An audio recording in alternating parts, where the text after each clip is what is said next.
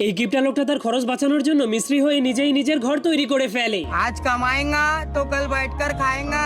কিন্তু যখনই তার ঘরটা সম্পূর্ণ তৈরি হয়ে যায় তখনই সেখানে অনেক ভয়ঙ্কর ভয়ঙ্কর বড় বড় দাঁতযুক্ত উই পোকা চলে আসে। रोम रोम भाइयों। এরপর তারা কিপটা লোকটার ঘরের উপরে আক্রমণ করে দেয়। এই জন্য লোকটা তার ঘরটাকে বাঁচানোর জন্য জলদি করে দরজা আটকে দেয়। आप कहाँ थे ज्ञानी बाबा? কিন্তু সেই ভয়ঙ্কর উই পোকাগুলো তার দরজাটাকে খেয়ে তার ঘরের দিকে যেতে শুরু করে দেয়। তোরা কে কোনা সামার বাসা? এই জন্য লোকটা তার 2 গ্রামের ব্রেনটাকে ব্যবহার করে সবগুলো উই পোকাকে লোহার বালতিতে আটকে দেয়।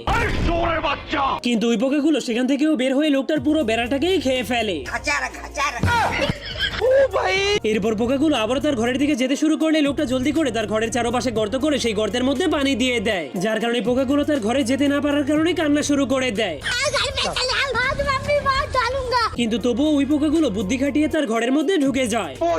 এরপর কাঠ দিয়ে তৈরি করা তার সবগুলো ফার্নিচারকে খেয়ে ফেলে। এমনকি কয়েক মিনিটের মধ্যেই তার পরিশ্রম করে তৈরি করা পুরো ঘরটাকেই